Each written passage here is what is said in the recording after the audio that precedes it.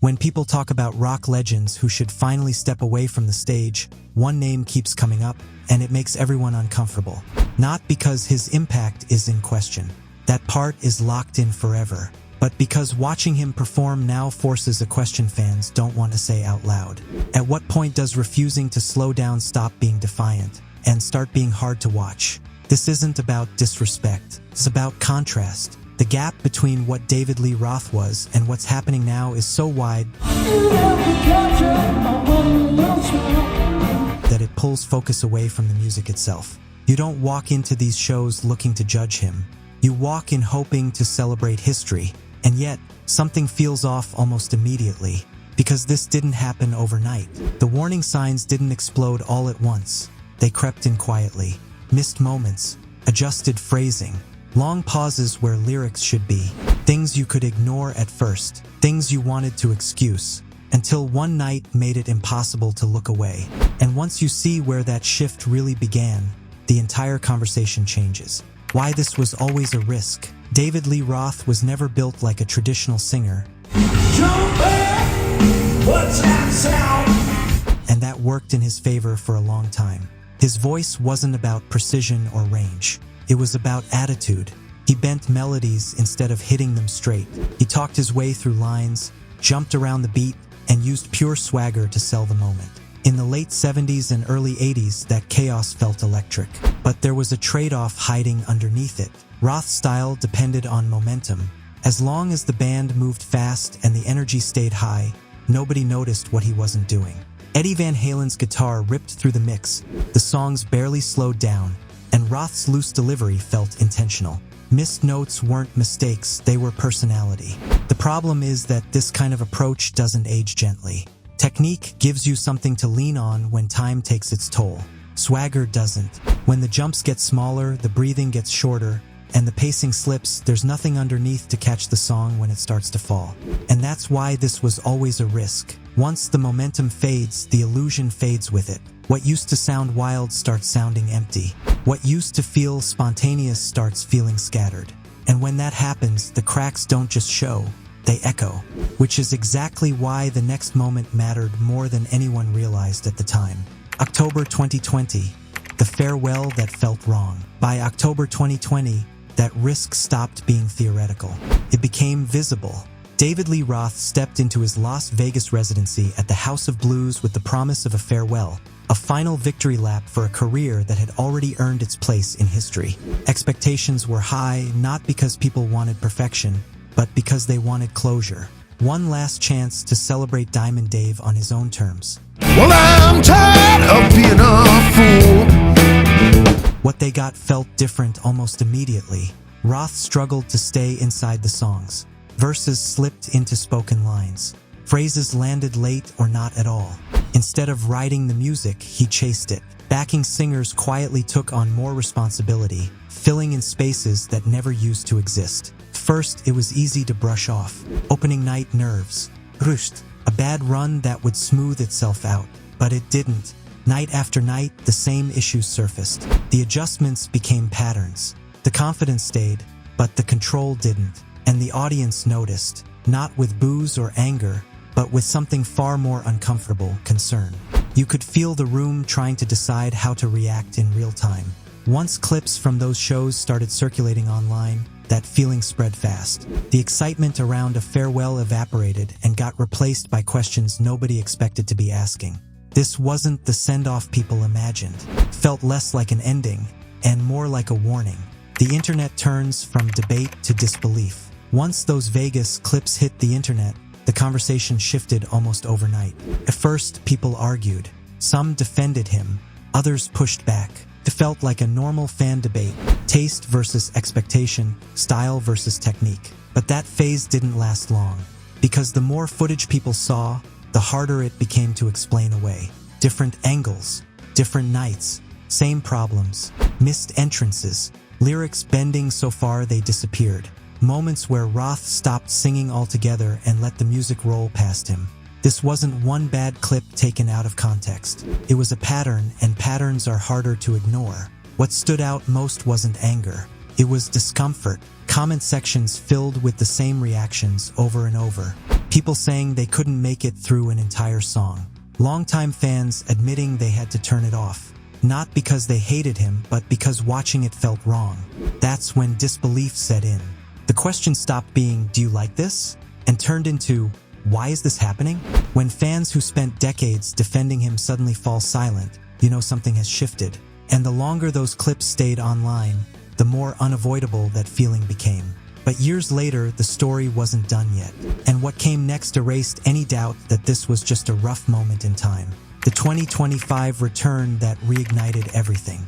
By the time May 2025 arrived, most people assumed that chapter was closed. Roth had disappeared from the stage, the debate had cooled, and the uncomfortable footage from Vegas felt like something fans were ready to leave behind. Then his name appeared on the M3 Rock Festival lineup, and instantly everything came back.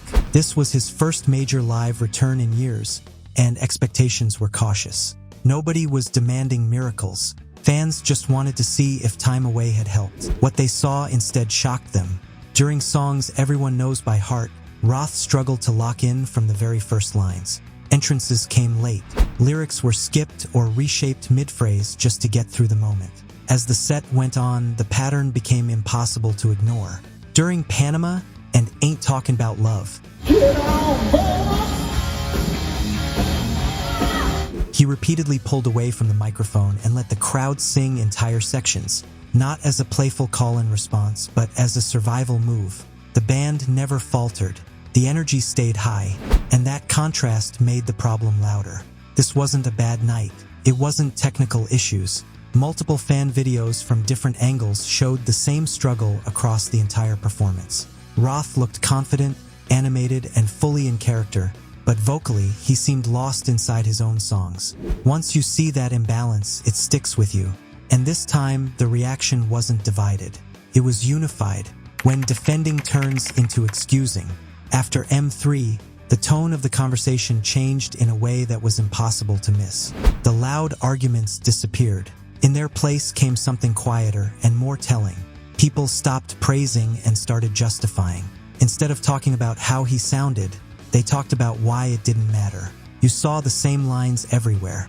At least he's having fun. It's about the vibe. You had to be there. None of those are compliments. They're shields. When fans stop describing a performance and start defending its existence, it usually means they've already accepted that something is wrong. What made it more uncomfortable was who was saying it. These weren't casual listeners or internet trolls. These were longtime Van Halen fans, the ones who once swore Roth could do no wrong. Now they weren't celebrating moments. They were explaining them away. And that's the turning point. Because once the conversation shifts from enjoyment to damage control, the verdict is already in. The music isn't leading anymore. The excuses are. And when that happens, the problem isn't noise or nostalgia. It's reality catching up, which raises a much harder question about what's actually keeping this going. Identity versus reality. This is where the conversation stops being about vocals and starts being about identity. David Lee Roth doesn't just perform as Diamond Dave, he is Diamond Dave. The persona never switches off. Every appearance, every interview, every comeback is framed like part of the act, as if the show never really ends. Back in October 2021, he announced he was throwing in the shoes, calling it his official farewell. It sounded final. Then the shows were canceled. He vanished, and not long after, he quietly returned. Since then, he's joked about being in his first retirement, turning what should be a decision into a punchline. The idea of stopping is treated like material, not reality. And that's the conflict. Walking away wouldn't just mean ending performances. It would mean letting go of the identity he's lived inside for decades. This doesn't feel like a money grab or a relevance chase. Performing is how Roth proves to himself that he's still that guy, still untouchable, still larger than life. The problem is the stage no longer agrees. The character is intact. The confidence is still there, but the reality underneath it has shifted. And when identity refuses to adjust to reality, the result isn't rebellion. It's collision. And that collision doesn't just affect him. How this rewrites Van Halen's memory. This is where it stops being a personal issue and starts affecting something much bigger. Every time David Lee Roth walks on stage like this, Van Halen gets pulled into the moment with him. You can't separate the frontman from the band's history. For a lot of people, this is their first time seeing him live, and first impressions matter. Instead of thinking about the explosion of the late 70s or the magic of Van Halen, newer fans walk away confused. They're not asking how revolutionary the band was. They're asking if this is really the same voice they've heard on record for decades. And once that doubt settles in, it quietly reshapes the story. Even inside the room, the atmosphere has changed. The crowd starts hopeful, ready to celebrate history. Then something slips. A lyric never arrives. A chorus falls apart halfway through. Cheers soften into nervous laughter. Phones come out, not to capture a legendary moment, but to document what just went wrong. That's how memory gets rewritten. Not through headlines or criticism, but through lived experience. The longer this continues, the more those awkward moments replace the ones that made Van Halen feel unstoppable. And that's why the final question isn't about whether he can keep going. It's about whether he should. Knowing when to leave the stage. At the end of the day, this isn't about failure. It isn't about taking away from what David Lee Roth gave to music. He was electrifying. He changed the game. He won. That's the part no one can ever take away. The question now is whether continuing to perform adds anything, or whether it risks turning a legend into a spectacle.